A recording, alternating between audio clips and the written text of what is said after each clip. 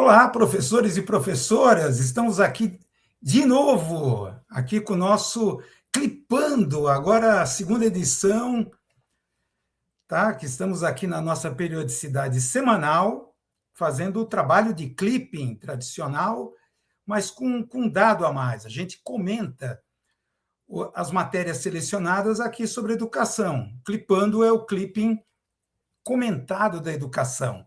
Então, sejam bem-vindos, professoras e professores, aqui é a segunda edição do Clipando, tá? Que já vamos iniciar, né? E aproveitando aqui o ensejo, né? Já que estamos aqui, vamos falar dessa breaking news, dessa notícia aqui.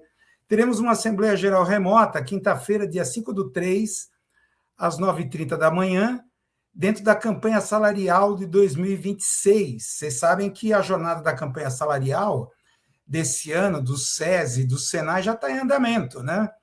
Então, a pauta de reivindicações já foi entregue, tá? Então, a FEPESP, né, e os sindicatos que integram já estão na mesa de negociação, representando professores e professoras, e nesse dia 5, prestem atenção, quinta-feira, às 9h30, acontece essa Assembleia Geral remota por aquela plataforma, o Teams, tá? Então, estão convocados, né, os professores e professoras, técnicos e técnicas do ensino superior, do ensino, né, empregados no SESI e SENAI, sindicalizados ou não, tá? Aqui dos municípios de Santos, Cubatão e Registro, tá? Mas preste atenção um detalhe para você participar. O link para acesso será encaminhado a todos os professores nessa Assembleia Geral remota, tá? Aqueles que solicitarem mediante um cadastro comprobatório de sua condição de trabalhador, né, e trabalhadora do SESI e do SENAI, dentro da base territorial aqui do sindicato, né, no endereço eletrônico que é esse, assembleia@simprosantos.org.br. Então, repetindo, tá? assembleia@simprosantos.org.br, tá? Como vocês sabem, né, ao final aqui desse vídeo, aqui na descrição do vídeo aqui do YouTube, aqui da plataforma do YouTube, vão estar todos os links dessas matérias que a gente vai fazer, o clipping comentado dessa edição, tá? Então, vai estar, inclusive, essa matéria convocando os professores a participar dessa assembleia, segunda-feira, o link da matéria, então, está lá o edital de convocação, tá? Onde se explica que será discutido duas pautas importantes, né? Análise e deliberação sobre eventual contraproposta patronal, e também será discutida a continuidade da campanha salarial, formas de mobilização e de luta. Isso é muito importante, né? Porque a gente sabe, tá, que o sindicato é o local onde a gente, como é que a gente pode dizer, junta informação, participação e unidade. Em se tratando de sindicatos professores, isso é muito importante, esse quesito de informação.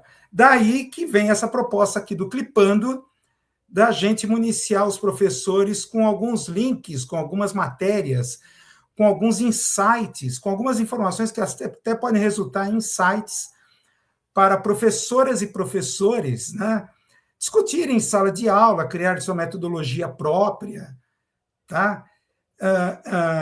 Entre outras questões, né? Então, sejam bem-vindos aqui, novamente, aqueles que estão chegando, sejam bem-vindos, bem-vindas aqui ao Clipando, segunda edição, tá? Para aqueles que perderam a primeira edição, aproveitando aqui, já que estamos apenas na segunda edição, deixa eu me apresentar primeiro. Meu nome é Wilson Ferreira, tá? Eu sou professor, blogueiro, tá? E jornalista, tá? Então, dentro dessa atividade, né, propus aqui, nesse canal aqui do sindicato aqui no YouTube, essa proposta do Clipando, né? Que normalmente assessorias, você sabe que assessorias de comunicação, assessorias de imprensa, elas oferecem esse serviço para clientes, né? Um certo monitoramento, observatório da imprensa, né?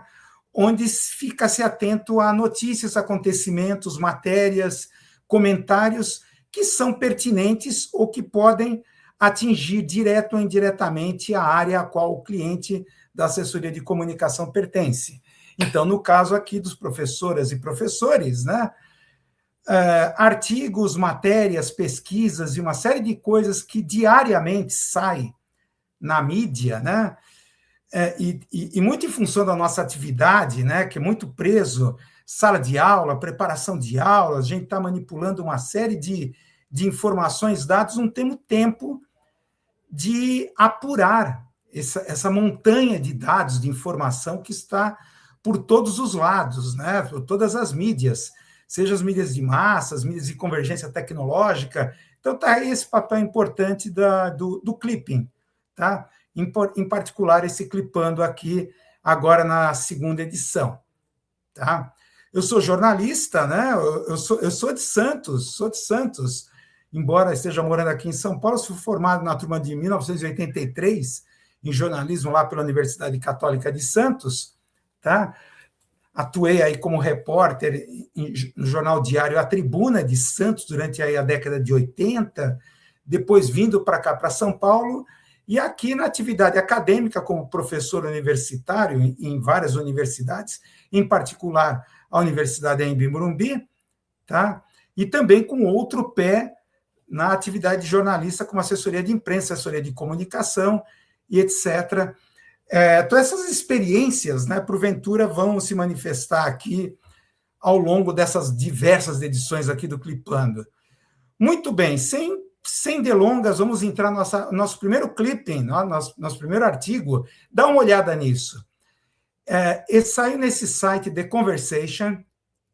Tá? Eu volto a frisar que esse site é muito interessante, The Conversation, que ele faz parte de uma tendência atual na internet, né, da criação de sites ou portais, né, de informação e notícias, onde tenta conciliar a precisão conceitual dos textos acadêmicos com um texto mais jornalístico, mais ágil, mais informativo.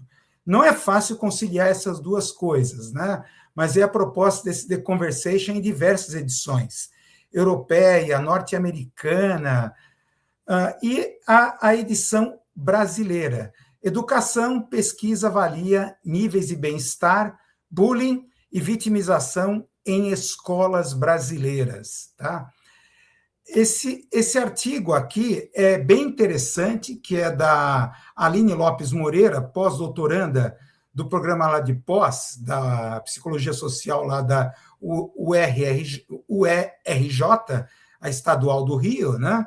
E a Vanessa Barbosa Romeira, professora associada ao Departamento de Cognição, Desenvolvimento de Estudo de Psicologia, do programa de pós em Psicologia Social, também lá da Estadual do Rio de Janeiro.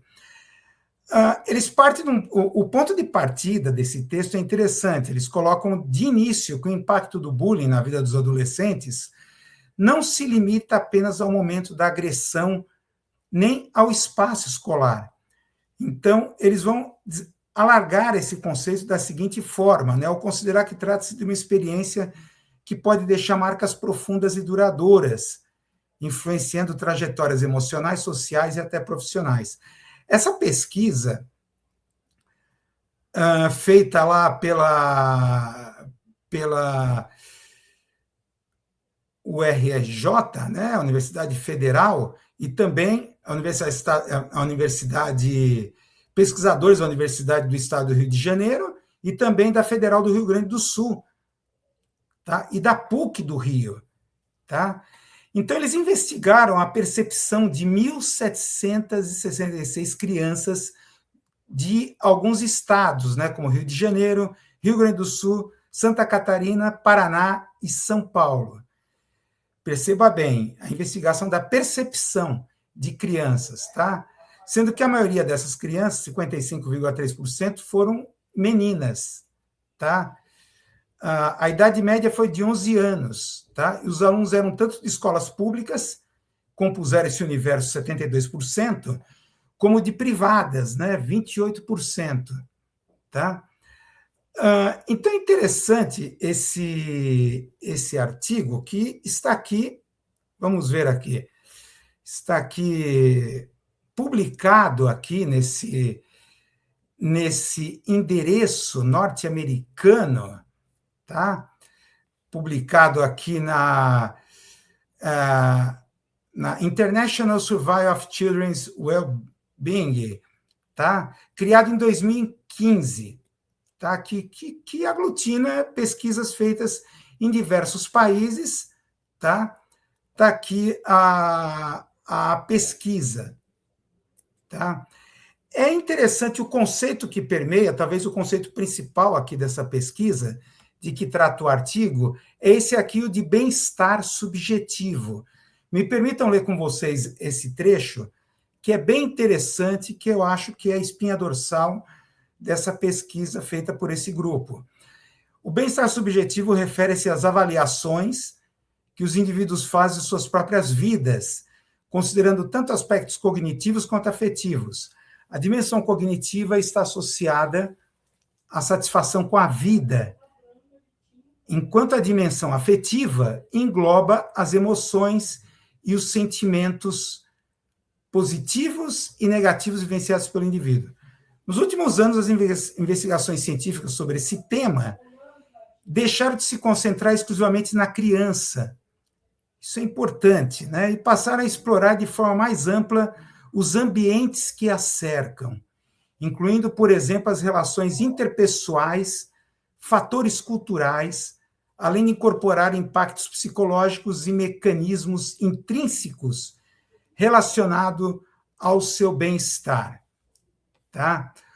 Coloca aqui, indo direto aqui às revelações do nosso estudo, né, do estudo colocado aqui pelo artigo, é bem interessante que vai nos linkar um outro clipping que a gente vai discutir aqui. Tá? Publicado na revista Child Indicator Research, indicam que 31% da variação no bem-estar subjetivo foi explicada pelos itens analisados. Tá?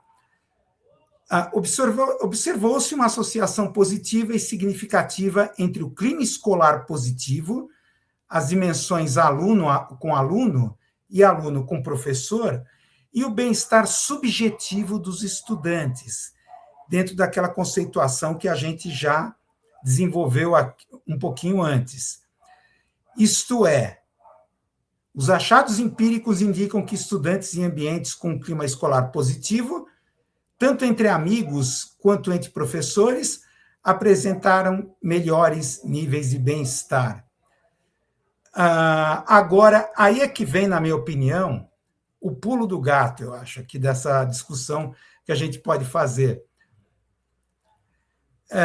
No contexto do clima escolar entre os alunos, verificou-se que crianças que relataram ter amigos em quem confiar em momentos de adversidades na escola demonstraram um nível mais elevado de bem-estar. Tá? Amigos em quem confiar. Adicionalmente, melhorar o clima escolar, relação aluno-professor, pode promover significativamente o bem-estar dos estudantes, especialmente em contextos que a vitimização é um problema. Isso é bem interessante porque isso coloca num contexto midiático e tecnológico, no qual esses alunos, na minha opinião, estão imersos, né? Não só na minha opinião, mas pelas pesquisas que são levantadas nesse setor, essa questão da solidão é um assunto muito forte, tá? Então, o que levanta aqui é muito importante aqui nesse artigo, depois vocês dão uma olhada, é ter um amigo positivo, um amigo em quem confiar em momentos de adversidade.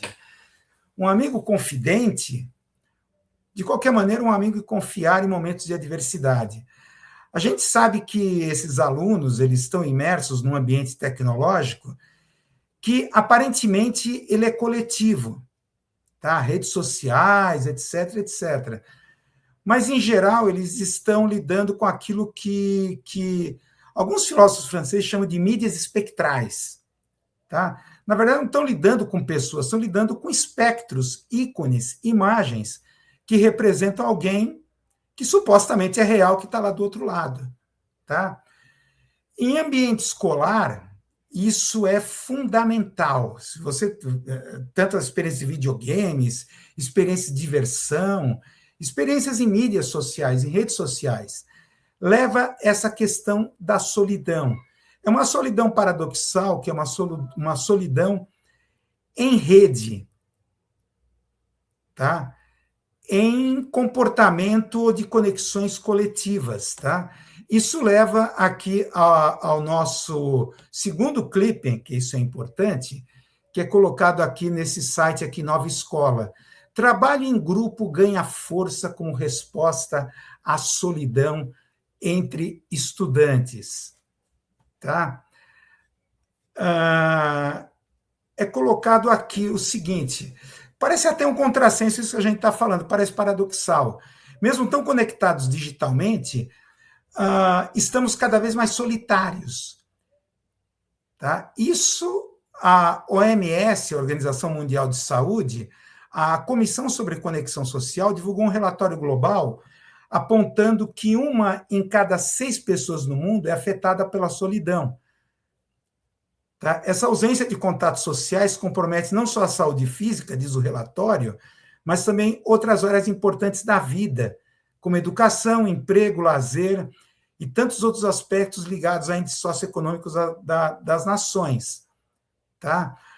Apesar desse isolamento atingir todas as idades, né, diz o relatório, e diz também esse artigo aqui que eu estou citando, segundo o levantamento aqui da OMS, entre 17% a 21% de pessoas de 13 a 29 anos relataram se sentir solitário, com as taxas mais altas entre os mais jovens. Tá? Isso é principalmente verificado em países de baixa e média renda. Tá? Isso aqui é muito importante, que coloca a importância do trabalho em grupo em sala de aula. Mas aí é que está a questão, né? A gente está vivendo, eu tenho experiências, eu tenho relatos de testemunhas, né, que lidam com essa questão, testemunhas, né, professores, pedagogos, amigos, professores, inclusive meu filho, né, que participou aí, que agora está saindo do ensino médio e tal, coloca essa questão da diversidade em sala de aula, né? Cada vez mais a diversidade está sendo uma coisa que está sendo estimulada no espaço escolar aqui de aprendizagem, e você tem, assim, paradoxalmente, situações em que gestores escolares estão começando a levantar problemas, né, ou se defrontar desse problema paradoxal, em que as diversidades começam a se tornar tão diversas, começam a ficar intoleráveis entre si. Isso é muito paradoxal. As diversidades se tornam tão diversas que se tornam intolerantes entre si, resultando na criação, surpreendentemente, de novas tribos, de novos tipos de solidões, né? Desculpa, novas formas de solidão em espaço de sala de aula. Então é importante essa questão do trabalho em grupo, tá? Só que o trabalho em grupo, né, coloca aqui o próprio artigo, né, não é feito de qualquer maneira, reúne-se em grupo. Isso é um clichê até comum na minha condição de professor de ensino superior, aquela coisa do professor chegar para os alunos, dividam-se em grupos. Tá aqui o tema, a bibliografia, vocês se resolvam. A dinâmica que vocês vão... Tudo bem, até ensino superior a gente está lidando com adultos, mas estamos aqui, tanto ensino fundamental como ensino médio, mas principalmente ensino médio, as diversas metodologias, estratégias do trabalho em grupo. O trabalho em grupo bem feito, o tipo de relacionamento face a face bem estabelecido, pode criar essa relação, tá? Essa relação, vamos dizer assim, esse tipo de cultura resiliente, aquela situação do nosso primeiro clipe aqui, que a gente abriu aqui, essa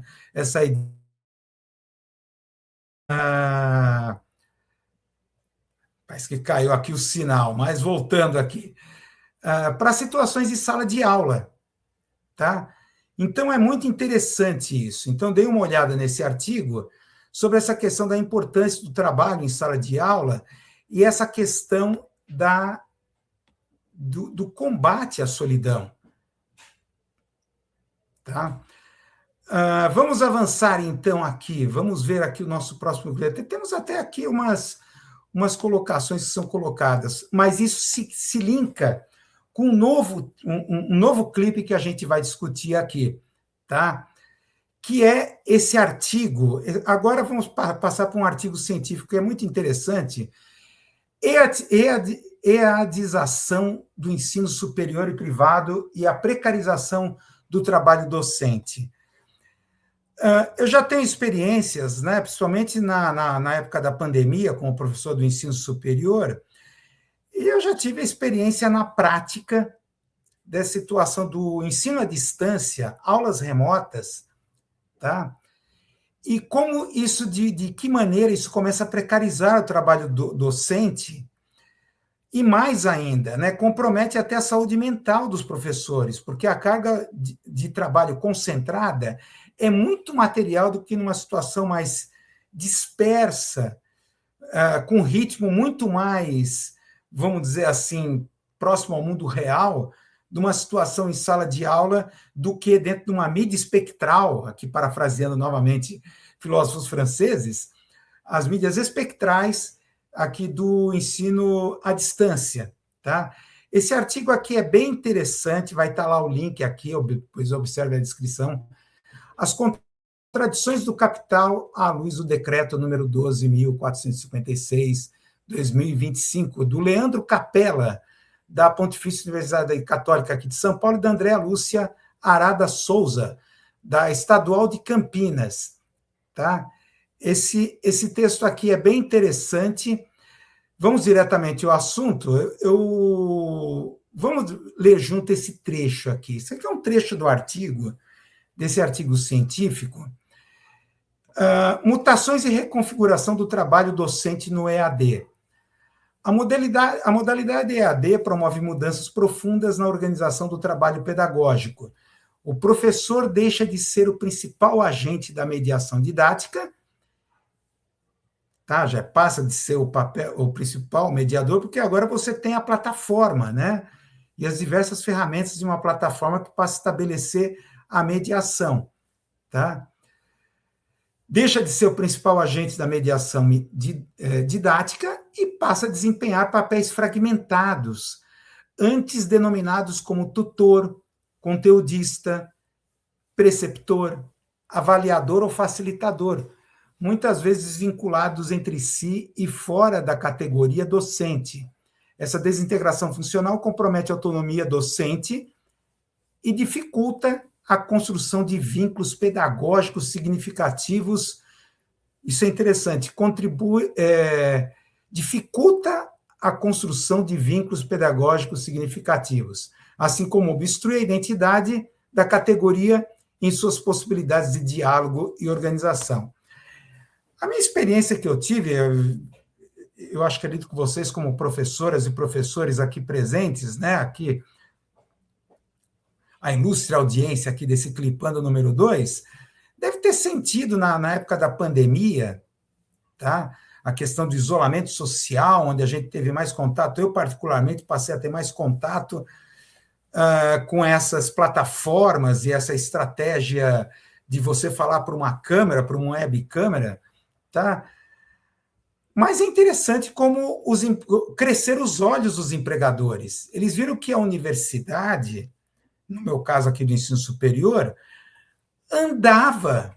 continuava produtiva, e mais ainda, aumentava até a produtividade. Começou a surgir o fenômeno, né, de professores começarem a participar de salas de aulas virtuais, onde diversas outras salas de campos diferentes estavam presentes na sua aula, tá? O que chegava à situação de você ter, assim, 100, 200, 300, 500 alunos. Uma situação impossível, tá? Então, é claro que não vamos ser ludistas, né? Claro, não vamos ser ludistas, vamos recriminar essa tecnologia, porque é sensacional em certas circunstâncias. É aquela questão que até aqui, como esse artigo aqui tem um ponto de vista marxista, né? Aquela contradição que Marx colocava entre a contradição entre forças produtivas e relações sociais de produção. Isso aqui, em termos de forças produtivas, é fantástico. Essa plataforma na qual estamos aqui nesse momento, ela é fantástica em termos de divulgação, democratização da informação, tá? Enquanto democratização da informação. Agora, enquanto forma pedagógica ou de produção de conhecimento, aí que já tem que ser relativizada. Mas é claro que a gente sabe que a universidade privada, num contexto muito mercantilizado, como coloca o artigo, estamos aqui adiantando, ainda não é, coloca isso, né? Coloca isso bem claro, citando aqui um outro trecho do texto, vamos lá. O avanço do EAD não é esse texto aqui, né, que a gente está colocando, que a gente já leu um pouco esse texto. Me permitam ler um outro trecho desse artigo. O avanço do EAD inscreve-se no ambiente já mercantilizado do ensino superior privado, que teve nas políticas de subsídios, mais especificamente ProUni, FIES, e a combinação de ambos os programas, o elemento propulsor do crescimento do setor e de sua hegemonia na oferta de matrículas do ensino superior. A gente sabe como essas ferramentas de crédito educacional públicas alavancaram muitos cursos, e eu também já tive a experiência de participar de cursos em universidades em que 80% dos alunos vinham de ProUni. Aliás, cursos que só abriram por causa desse financiamento governamental do ensino, da democratização do ensino público superior, tá? Então, aí é que está essa coisa, né? Isso cresce os olhos, claro, nesse ambiente de mercantilização e de grande concentração das universidades públicas, das universidades privadas, né, em poucos grupos, tá? Isso cresce os olhos com aumento de produtividade, performance e desempenho dos professores e a correlata diminuição de carga horária de professores. Isso vai ocorrer, esses fenômenos. Foi a minha experiência que eu tive durante a época da pandemia, tá? Que eu acho que muitos professores devem sentir, principalmente no ensino superior, né? Então, é bom ficar bem atento, quer dizer, o sindicato aqui é o local, né, como um amortecedor, tá? Nessa contradição entre forças produtivas e relações sociais de produção. A gente sabe muito bem que dentro dessa teoria, né, que é uma teoria marxista, que ele chama de materialismo histórico, tal, isso é muito claro. O capitalismo criou um avanço tecnológico nunca antes visto na história humana, tá? Foi um emancipador, um libertador do avanço tecnológico, mas, por outro lado, está presa a relações sociais específicas de produção, relação capital e trabalho. Então, essa relação capital e trabalho, isso está muito presente nesse artigo aqui que a gente está comentando, não permite que a tecnologia se desenvolva ao seu próprio termo, tá? Só desenvolve até um certo ponto. Tá? Vou até citar um exemplo aqui, claro, que é a chamada utopia da WWW, World Wide Web. Vocês sabem que essa primeira fase da internet, ou como ela foi concebida no início, no final dos anos 80, começo dos anos 90, era para ser a internet uma espécie de biblioteca universal aberta e disponível para todos, tá? Um local de produção de inteligência coletiva. Tá? Assim foi pensada, essa coisa utópica. E a internet tinha essa potencialidade, de ser uma biblioteca universal aberta do conhecimento humano. Tá? Só que é claro que as relações sociais de produção acabaram tomando conta, as grandes empresas, big techs do Vale do Silício, acabaram transformando a internet numa outra coisa. em que os nossos, sabe muito bem, que os nossos hábitos, escolhas, atitudes acabam sendo fonte de lucro, tá? É aquilo que a gente sempre fala. Na internet, o que é de graça, então, porque você é o produto. Se algo é oferecido gratuito na internet, é porque o produto vai ser você, tá? Justamente seu hábito, escolhas, atitudes, suas propensões, aquilo que você posta, principalmente que nessa internet que a gente vive, todos nós somos produtores de conteúdo. Ou seja, todos nós somos produtores de lucro para essas big techs. Então, dá uma olhada nesse artigo, que é bem interessante, sobre EAD. E esse artigo aqui, já que estamos falando de internet, Sam Altman, já que estamos falando de big tech, Sam Altman critica o fato que leva mais tempo para treinar um humano do que uma inteligência artificial, além de que eles consomem toda aquela comida desperdiçada. Treinar um ser humano também exige muita energia. O contexto dessa frase do Sam Altman, vocês sabem que os data centers, as inteligências artificiais, elas são extremamente dependentes dos chamados data centers. Aqueles grandes centros, onde aqueles gigantescos mainframes, né, aqueles processadores, tá? Eles processam a informação e eles são devoradores de energia e água, tá?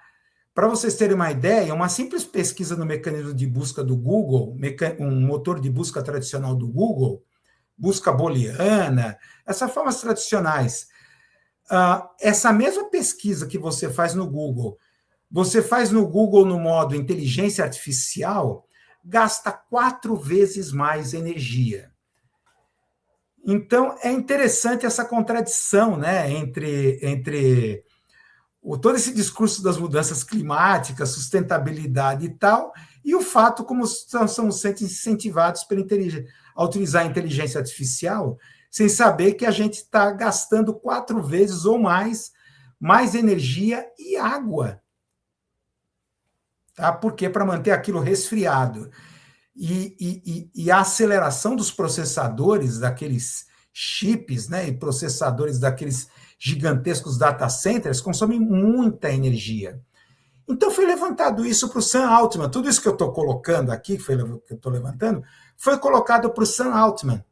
Tá? E ele respondeu dessa forma cínica.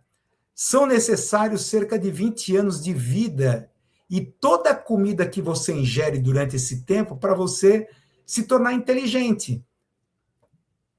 Aí continuou o Sam Altman.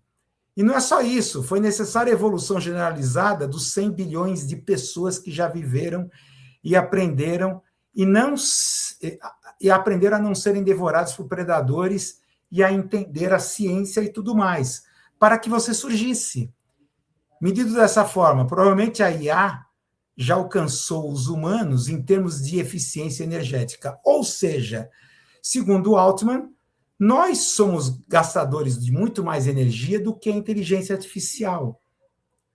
Então, a gente, para sermos tão inteligentes, ou mais que uma inteligência artificial, a gente consome toda essa comida, a gente mora, a gente tem que criar estruturas urbanas para lidar com os excrementos públicos e por aí afora. Então, ele coloca de uma forma bem cínica, mas isso não é só uma questão de cinismo. Há 2 questões aqui que eu queria levantar, depois você vai dar uma olhada nesse endereço, né? O texto é em inglês, mas é claro que o Google pode traduzir para o português instantaneamente.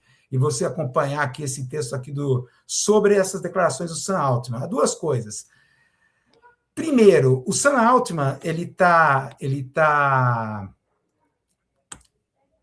refletindo um impulso religioso e místico atualmente no Vale do Silício, que muitos pesquisadores denominam como tecnognosticismo.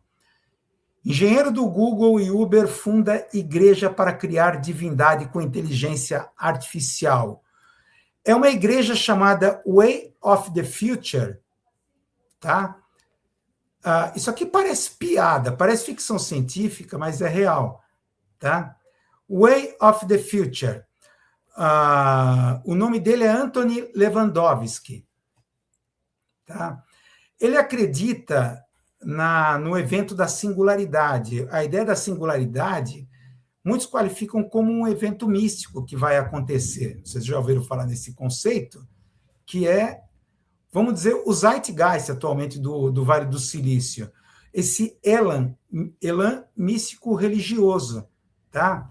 Significa o seguinte, a singularidade, ela acredita que a qualquer momento vamos passar da curva, a qualquer momento em termos de crescimento das redes sociais, crescimento da própria internet, da capacidade da inteligência artificial enquanto machine learning, máquina de aprendizado, que ela está aprendendo conosco, na medida que conversamos com a inteligência artificial, dialogamos e pedimos para elas cumprirem funções, ou seja, nós estamos sendo os produtos, né? Nós estamos treinando a inteligência artificial.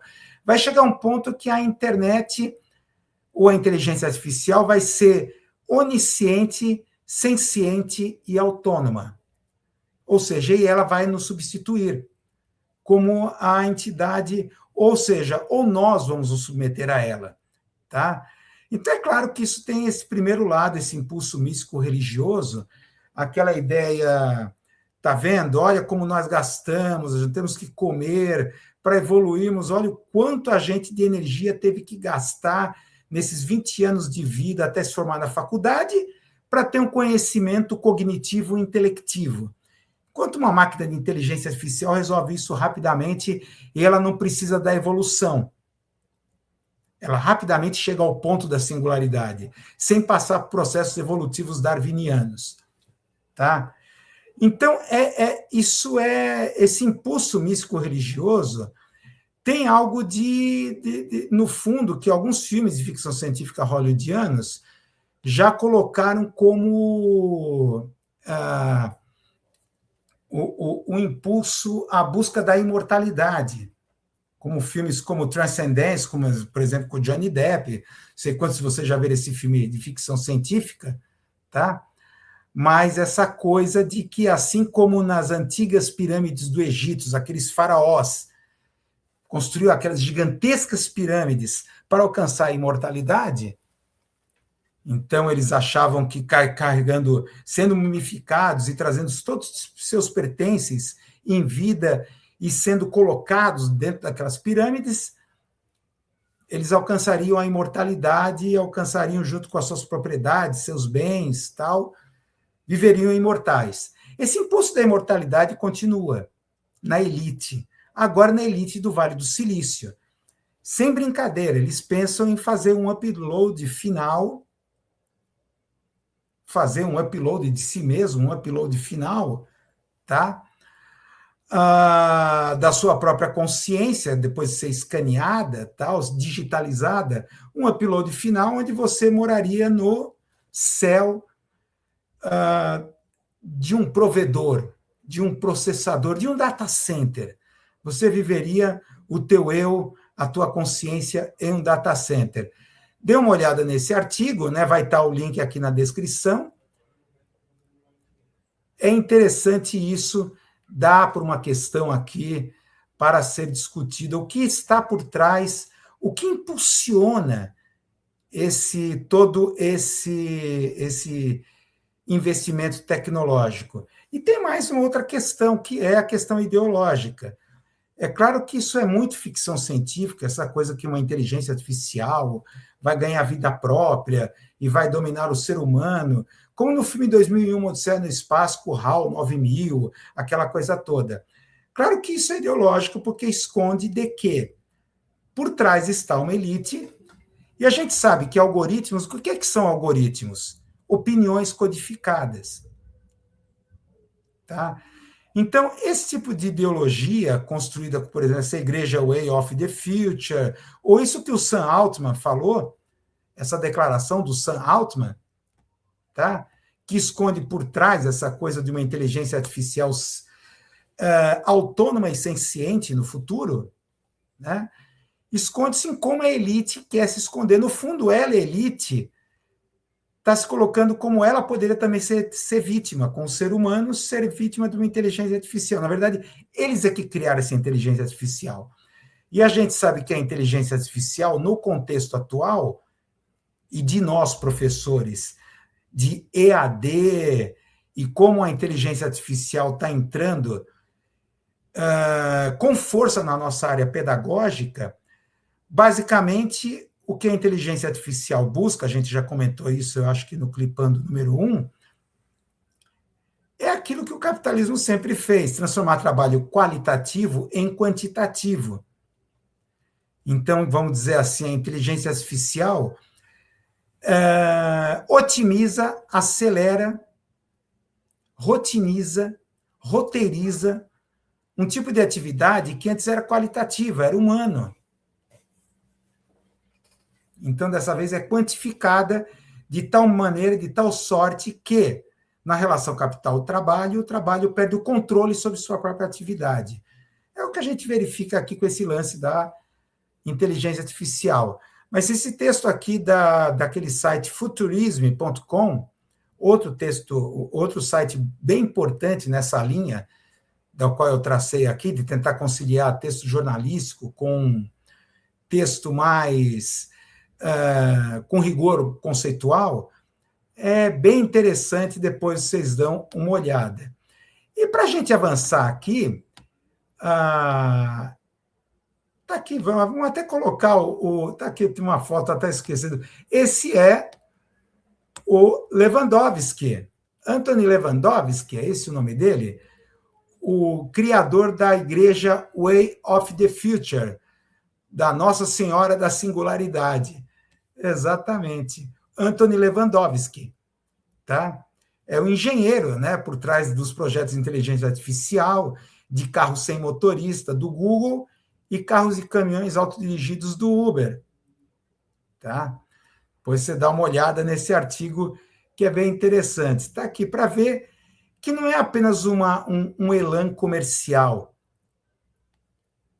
que mobiliza esses engenheiros computacionais, esse pessoal do Vale do Silício. Tem um elan místico religioso também por trás disso. Tá? Tá aqui, inclusive, na revista Wire. A revista Wire é uma espécie de... Já foi mais, né? Mas ela é considerada a Bíblia do Vale do Silício. Tá? Depois dá uma olhada, vai também estar lá na descrição. Se Deus é um robô, Anthony Lewandowski é o seu mensageiro. Então, Deus é uma inteligência artificial, um robô, então Anthony Lewandowski é seu mensageiro. Essa revista Wired é dentro daquela coisa do messianismo tecnológico, que a gente se defronta ao lidar com essa bibliografia. Tá? E para a gente terminar, o filme que está muito na moda, muito discutido, O Agente Secreto. Esse artigo aqui é muito interessante daquele site Porvir, que é uma agência de notícias da área de educação e inovações tecnológicas na área da educação. É interessante esse artigo, O Agente Secreto, o que o filme ensina e como usá-lo em sala de aula. Tá? Bem interessante esse artigo. Esse artigo é de um jornalista e crítico de cinema, né? Ele é do Sérgio Riso, crítico e professor de cinema, né? O Sérgio Riso. Analisa o agente secreto e oferece caminhos para discutir a ditadura brasileira e a linguagem do cinema com os seus alunos. Tá? Ele faz uma comparação aqui com Ainda Estou Aqui, que foi sucesso ano passado, foi premiado com Oscar, etc. É interessante, a primeira coisa que ele coloca para utilização em sala de aula é a questão da narrativa do filme. E, principalmente, instigar os alunos a tentarem descobrir por que o filme se chamou Agente Secreto. Quem é o agente secreto desse filme? É uma pergunta que eu sempre ouço, mas quem é o agente secreto? é o protagonista, o agente secreto, mas não parece muito claro quem é o agente secreto no filme. Tá? Então, ele faz uma comparação que, enquanto Ainda Estou Aqui é uma narrativa tradicional, começo, meio e fim, ele vai desenvolvendo como a narrativa do agente secreto é uma narrativa que vai e volta, passado, presente e futuro até. Tá? Isso obriga o espectador a tentá-lo juntar Lé com Cré. Isso acaba criando uma situação em que cada espectador, vai criar um filme diferente dentro de si. Tá? Que ele faz uma conexão com a linguagem experimental mais do cinema dos anos 60, e como Kleber Mendonça, tá? Autor também do o filme anterior, muito bom, Retratos Fantasmas, né? Explora isso. Então, dá para explorar em sala de aula o ponto de vista narrativo. Tá? O ponto de vista narrativo. O segundo ponto de vista, o segundo aspecto a ser discutido é a questão histórica. Nessa maneira, o Agente Secreto se distingue de muitos outros filmes, tá? Sobre a ditadura militar, como Ainda Estou Aqui. Tá?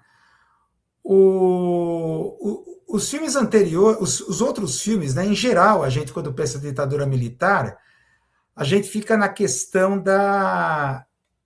dos porões da ditadura, a tortura, a repressão, a polícia militar, a polícia do exército. Então, como a sujeira era varrida para debaixo do tapete. Tá? Então, essa é uma maneira de pensar a ditadura militar muito comum ligada à tortura, ao desaparecimento de políticos e de militantes políticos, né? A resistência à ditadura militar. Esse filme é diferente, essa é uma questão que é um enfoque novo, que foi muito pouco discutido, acredito, aqui, a respeito desse filme, que ele pega uma época muito diferente, que é 1977, dentro da história da ditadura militar brasileira.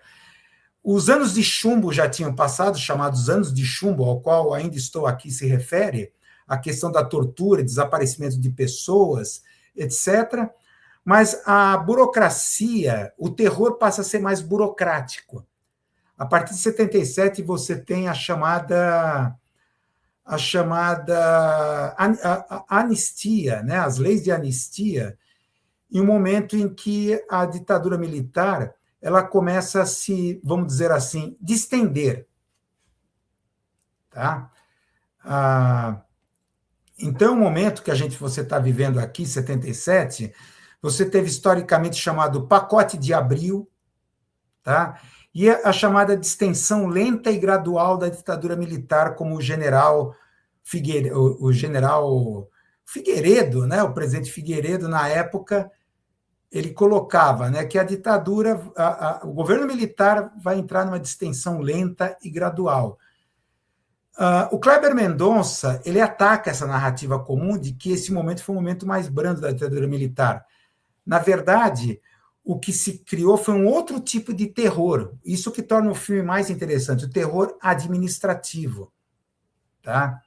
O terror administrativo, que a violência da ditadura militar ela mudou de forma, ela saiu dos porões e foi para a burocracia, que se manifesta com o quê? Corte de verbas das universidades e perseguições econômicas, como a do protagonista do filme, tá? Que é um pesquisador em uma universidade, numa universidade lá de Pernambuco, uma universidade do Recife, e ele tem, de repente, a sua pesquisa cortada as verbas, né? Justamente, é claro, não vou dar spoiler aqui do filme, mas ele distrata um ministro da ditadura militar, um ministro da área, acho que é da área tecnológica, econômica, tal, ele distrata, ele tem uma boa relação com ele, então começa a haver uma perseguição em termos burocráticos, em termos econômicos. Então, isso significa que uma pessoa, de repente, poderia se transformar em uma não pessoa, de um dia para o outro. Tá? Então, justamente, o filme foca esse personagem, né, que está voltando para o Recife para tentar recomeçar a vida com uma outra identidade, com uma outra pessoa trabalhando num cartório, uma coisa parecida, para tentar reiniciar a vida, recomeçar a vida, já que ele está morto burocraticamente. Ele tem que trocar de identidade para reviver.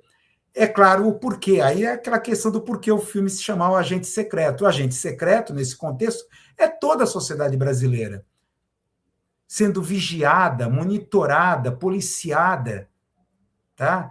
Então, na verdade, naquele período, todos nós somos agentes secretos.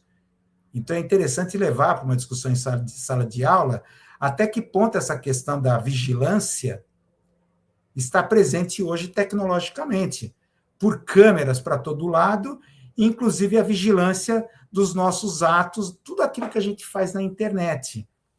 Ou como o telefone celular nos monitora, nos observa, nos vigia, inclusive a câmera, tá? Vigia tudo aquilo, ela vê e ouve o que a gente faz. Então, dá para expandir esse filme para a atualidade. Então, isso significa que todos nós nos tornamos agentes secretos porque todos nós estamos sendo espionados. Essa é a grande questão aqui colocada pelo Kleber Mendonça. E outra coisa é o que o autor aqui desse texto coloca, que é uma coisa muito interessante para desenvolver em sala de aula, que é o conceito de cinefilia, o cinema como experiência e memória. Isso é bem interessante. Isso é citado, de passagem, em vários momentos no filme, é citado o filme anterior dele, Retratos Fantasmas, que justamente é um filme meio documental, em que o Kleber Mendonça ele faz uma declaração de amor por aqueles grandes cinemas do centro do Recife, aqueles cinemas de rua, que estão desaparecendo, substituídos por cinemas de shopping e pelas plataformas de streaming. Tá? Então,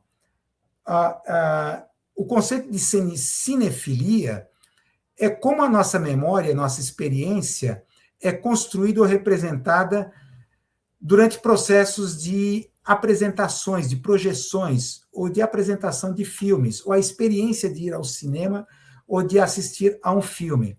E como isso se altera. Então é interessante, no caso de Santos, o caso que nós temos o último cinema de rua, que é o Cine Rocks, ao que me consta, né?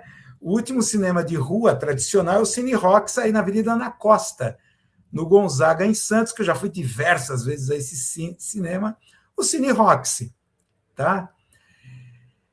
Então, é interessante um trabalho, é a questão de construção de sensibilidades. Então, é um trabalho até de natureza etnográfica, né? Grupos de alunos, né, assistiam um filme no multiplex, em um shopping, tá? Assistiam um filme em plataforma de streaming e assistiam um filme em um cinema de rua. O caso de Santos, o último, Cine Roxy. E fazer uma pesquisa em cinefilia. Tá? O tipo de experiência que você tem comparativa nesses três momentos. O cinema em shopping, o cinema numa plataforma de streaming e o cinema de rua. Tá? Que isso é um pouco sugerido no filme anterior dele, Retratos Fantasmas. Tá? Que me lembra, não sei coincidência ou não, eu acho que esse título desse filme, Retratos Fantasmas, foi muito influenciado por esse conceito de mídia espectral, desenvolvido por alguns filósofos franceses, que não me vem agora de memória, tem um especificamente que, no próximo Clipando, eu me lembro, que fala do conceito de mídia espectral. Então, Retratos Fantasmas. Tá? Então, é muito interessante. Eu acho que é interessante os alunos terem contato, esse tipo do que era antes o cinema, o que é a experiência do cinema analógica, e fazer esse comparativo, já que a gente vê que as plataformas de streaming já é uma coisa mais radical ainda que o cinema multiplex em shopping centers. Tá? Então, isso dá uma boa questão para ser discutida em sala de aula, pegando o filme aí, O Agente Secreto, como o pretexto, né, para desenvolver esses tipos de trabalho. Isso é interessante como ele mostra, né, dá para se ver o carinho que o Kleber Mendonça tem pelos cinemas ali do centro do Recife, os cinemas de rua, tá? Que ele vai nessa reconstrução que ele faz em Recife de 1977, que é fantástica nesse filme. Então é isso aí, gente. Terminamos então mais uma edição do Clipando. Então espero que tenha colaborado aqui com clipes interessantes, né, e permitido insights interessantes, né, para o nosso trabalho aqui dentro da sala de aula, que não é um trabalho fácil, né, a gente sabe disso, tá? Então tá aqui, aguardo vocês dentro dessa periodicidade semanal aqui do Clipando, o clipe comentado da educação, tá? E desde já aqui fica o meu convite para a próxima edição. Tá certo? Tem mais alguma coisa para dizer? Claro, então participem da reunião da Assembleia Geral remota, que vai ocorrer agora dia 5, quinta-feira, às 9h30, sobre a campanha salarial 2026. Não percam isso. Não percam. E outra questão importante, tudo que a gente viu aqui, em termos de bibliografia, em termos de link, vai estar primeiro ou na descrição do vídeo aqui na plataforma YouTube, aqui logo abaixo, tá? Ou na matéria sobre esse Clipando número 2 lá no site do Simpro Santos. Valeu, gente. Muito obrigado. Até a próxima. Até o Clipando número 3. Tchau.